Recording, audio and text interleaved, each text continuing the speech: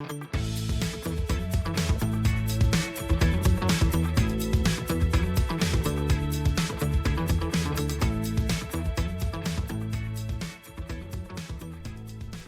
among all the information going around, all the things going around about abortion, what are some of the lies that you've heard as we talk about, as we're talking about the effects of abortion, being pro-life? There's so much information right now that, media can be a really great tool, but it also can be so devastating and disruptive, because there's a lot of stuff going on that I'm not a professional, but even I read and I'm like, I know that's not true. I know that cannot be true.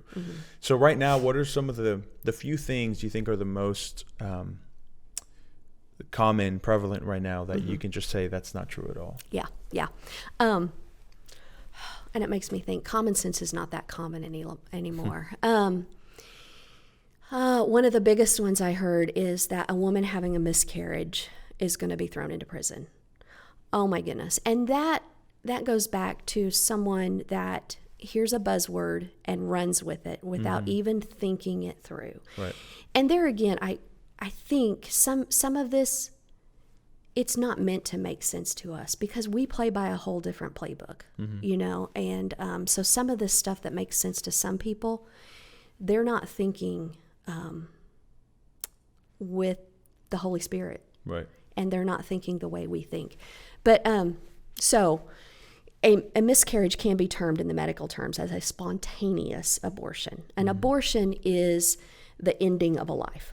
Right. Okay, so a spontaneous abortion, a miscarriage can be labeled, charted as a spontaneous abortion, not an elective abortion. Okay, an elective surgery, an elective procedure is something chosen but not medically necessary. Right. Okay, and this, so an elective abortion is the choosing of the ending of a life. One of the other ones that just kind of makes me cringe is there's really never a medical reason to have an abortion. Okay? So you hear all the time, what about the life of a mother? Right. Okay. Ectopic pregnancy is horrible, but that baby is not going to survive. Okay? And the mother's life could be in jeopardy. We can still remove the baby's going to die. If not, in the vast majority of cases of ectopic pregnancy, by the time they're found, the babies are already dead. Right. But that's the removal of that pregnancy. That's not the active killing. Now, as a result, the baby's probably going to die. Right. I think do your research. And if you find a doctor that you don't quite agree with and is not there for... that is your cheerleader, then there are others.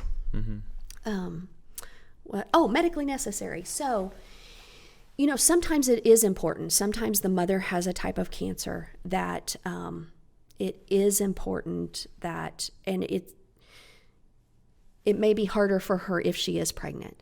So, but there's still no reason we have to rip the baby's arms and legs off and crush its skull. Right.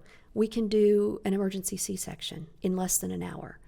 A second or third trimester abortion takes 2 to 3 days and is much more harmful on the woman than a C-section just to remove that baby.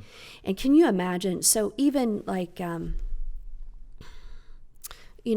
most of the medical issues that women face happen in second and third trimester. Those babies can survive outside the womb. Right.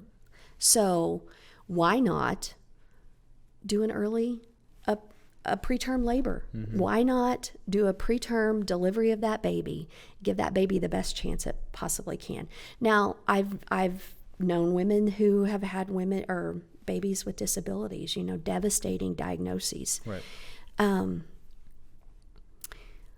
What a better, and I think it's horrible enough that parents get that diagnosis. But then how horrible enough that the only option we can give them is, okay, they need to kill this baby. Well, not the only option we give them. It's the only one that seems to be promoted as much. Right. There's other options. Oh, yes. But there's one that is right there, fast, easy, we'll do it right now, and then, Yeah. well, I guess you can adopt, or I guess you can, and then, yeah, you're right. They don't talk about those things enough. I mean, I have friends that have been trying to adopt for a long time. I've had friends who wish they could love on these babies, and so sad that there's millions of babies a year that are not given to people who would want to care for them. And we have a young lady right now that's going through adoption meetings with a wonderful adoption agency here in Indiana, out of Evansville. And I tell her every day how brave she is, that this, abortion is a permanent solution to a temporary situation. But what an amazing gift that she's given this child a chance, and it's going to be born into a family that can't wait to have that baby. Right. Yeah. Now, the last thing I wanted to talk about on the lies that have been kind of spread around, and just misconception of what's going on, is that a lot of people are posting on social media that now that Roe versus Wade was overturned, it's illegal to have an abortion, and that's not true. It takes it back to the state level. What does that mean that the state gets to decide? What does the state get to decide now? So the elected representatives here in our state elected by the people, they will decide Indiana law from here on. So there's a special session that they've called on July 6th.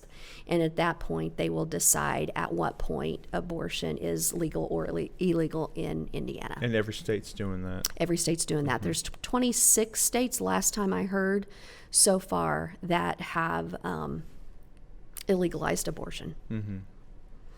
And some have heartbeat bills, some have at different stages.